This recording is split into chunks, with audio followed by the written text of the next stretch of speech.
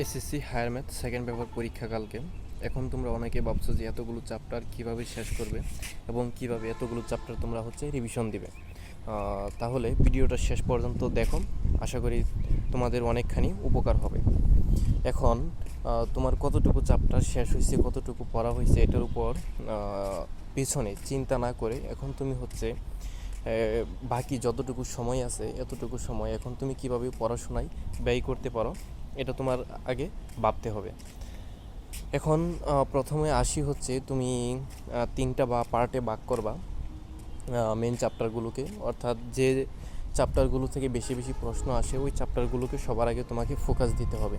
For example যেমন কণিক, জটিল সংখ্যা, আর বহুপদী, আর ত্রিকোণমিতিক, এই কয়েকটা চ্যাপ্টার যে আছে এই চ্যাপ্টারগুলো তুমি সবার আগে পড়ে ফেলতে পারো। এই চ্যাপ্টারগুলো এখন তুমি কিভাবে পড়বে, যেসব টপিকগুলো তুমি আগে থেকে ভালো পারো ওই টপিকগুলো এখন তুমি সবার আগে সলভ করে ফেলবা। এটা তোমার প্রথম কাজ, এবং রিভিশন করবা।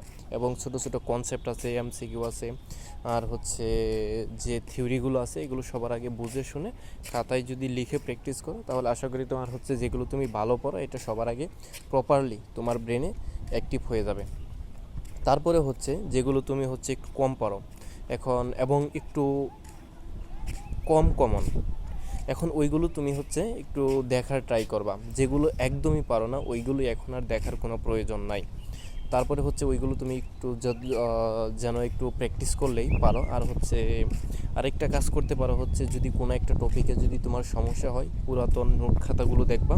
আর আর সবচেয়ে বেশি সুবিধা হয় যে ছোট ছোট ভিডিও দেখে নিতে পারো। ছোট ছোট ভিডিওগুলো ওই টপিকের উপর যদি দেখো তাহলে খুব তাড়াতাড়ি তোমার ওই চ্যাপ্টার এবং কনসেপ্ট সম্পর্কে তোমার একটা ক্লিয়ার আইডিয়া হয়ে যাবে। এভাবে তুমি মেনলি যে চ্যাপ্টারগুলো তুমি ক্লিয়ারলি তোমার ধারণা আছে, সেকেন্ডলি যে চ্যাপ্টারগুলো সম্বন্ধে তোমার একটু কম আইডিয়া আছে, পরবর্তীতে তুমি এখান থেকে ধারণা নিয়ে ক্লিয়ার একটা ধারণা সেট নিয়ে তুমি প্রপারলি ওই চ্যাপ্টারগুলো শেষ করবা। এই তোমার কীভাবে চ্যাপ্টারগুলো রিভিশন দিবা। তারপরে যে চ্যাপ্টারগুলো তুমি একদমই পারো না তখন ওইখান থেকে তুমি দেখবা বিগত সালে কোন টাইপের প্রশ্নগুলো এসেছে, ওই টাইপগুলো তুমি বিভিন্ন ইউটিউবে সার্চ দিলেই দেখবা ফ্রি ভিডিও পাওয়া যাবে। ওই ভিডিওগুলো শর্টলি যে মানে এখন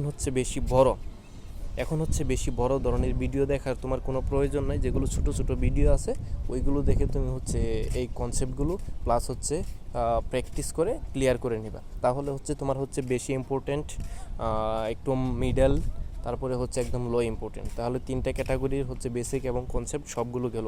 পরবর্তীতে আসে সিকিউ। এখন তোমাকে যতটুকু সময় আছে তোমার বোর্ড প্র্যাকটিস করা লাগবে। অন্তত প্রত্যেকটা টপিক থেকে একটা কি দুইটা বোর্ড প্র্যাকটিস তোমাকে করে যাওয়াই লাগবে।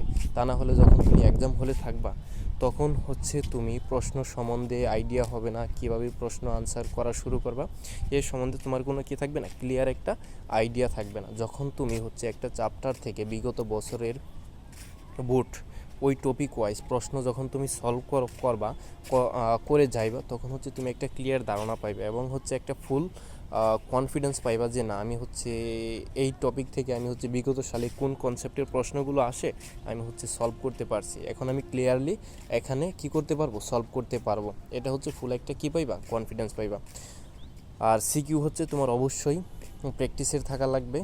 আর তুমি তো প্র্যাকটিস করে যাইবাই যেভাবে আমি তোমাকে গাইডলাইনটা দিলাম। পরবর্তীতে আসে এমসিকিউ কীভাবে সলভ করবা। এমসিকিউ তো মেনলি তোমার ফর্মুলা ভালোভাবে জানা থাকা লাগবে। যখন তুমি ফর্মুলা এবং বিভিন্ন ধরনের যে কনসেপ্ট এগুলো তোমার যদি ক্লিয়ার থাকে তাহলে তুমি এমসিকিউ খুব ইজিলি কারেক্ট করতে পারবা। পরবর্তীতে তোমার বিগত সালের বোর্ড এমসিকিউ মিনিমাম দেখাই যাওয়া লাগবে প্রত্যেকটা চ্যাপ্টার ওয়াইজ। দেখবা তুমি যদি অক্ষরপত্র বই পড়ে থাকো দেখবা চ্যাপ্টারের শেষে বোর্ডের যে কিছু প্রশ্ন আছে এই প্রশ্নগুলো এমসিকিউ প্রশ্নগুলো যদি তুমি সলভ করো মোর দেন এনাফ তাহলে তুমি আশা করি কমন পাইবা।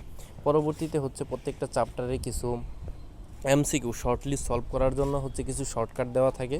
ওই শর্টকাটগুলো কি তুমি ফলো করতে পারো এবং দেখতে পারো। আশা করি যদি এভাবে তুমি যদি তুমি তোমার প্রিপারেশনটাকে গুছিয়ে নিতে পারো, যে সময়টুকু আছে এই সময়টাকে যদি তুমি বেস্টভাবে ইউটিলাইজ করতে পারো আশা করি তুমি একটা ভালো একটা পরীক্ষা দিতে পারবা।